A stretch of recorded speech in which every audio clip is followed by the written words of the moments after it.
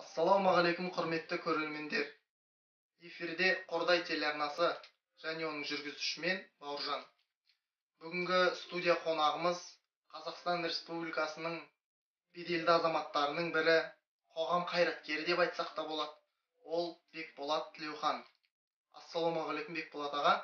Ассалаумағалейкум. Бүгін міне өзіңізге белгілі Владимир Жириновскийға қарсы Бақтияр деген ініңіз қарсы шығып отыр екен. Оның осы Қазақстан халқын, қазақ елін даттап, намысын аяқ астына таптап жатқан небір сөздеріне өзінің Бақтияр ініңіз жан айқауын жеткізіп жатыр. Соған қарсы өзінің ойын білдіріп жатыр. Соны өзіңіз де YouTube сайттарынан көрген шығарсыз.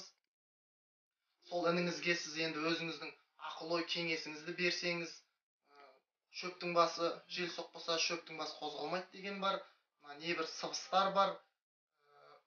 Ол Жириновский мырзаның қолы ұзын деп естіп жатырмыз.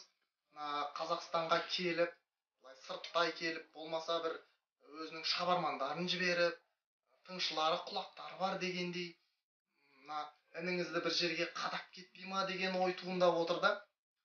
Болмаса бір арты осы мәселенің арты үлкен халықаралық дауға ұласпай ма деген ой туындап отыр. Соған енді өзіңіздің ой пікіріңізді тыңдасақ, осы өзіңіз не ойлайсыз, соны халықпен бөліссеңіз. Ассалаумағалейкум қордайлықтар. Бауыржан, саған рахмет, осы Қордайға шақырып менен сұхбат алып жатқаныңа үлкен рахмет. Қуанып отырмын. Бұл Қордайға келіп отырған бірінші сапарым емес менің. Студияңа қарасам, кішкене ескілеу екен, бір нәрсенің иісі шыға ма студиядан. Мейлі бәрі ақшаға келіп тіреліп жатқан шығар, неше оңалып кетесің. Осы Қордайда ашылып жатқан бірінші телеарна екенсің өзің. Аяғы алсын. Әйтеуір жаман емес, тек қана сәттілік тілеймін саған. Қордай өңірінен шыққан Бексұлтанов Бақтияр деген жігіт жағдайына тоқталатын болсақ, ешқандай басына қауіп қатер төніп тұрған жоқ бұл жігіттің. Тек қана алға алдында YouTube сайтынан өлеңін естідім. Мен қазақпын, мен өсем, өнем, патриотпын деген өлеңінен сезімдер байқадым. Бұндай қазақтың арыстарын өзіміз қорғаймыз, өкімет қорғайды.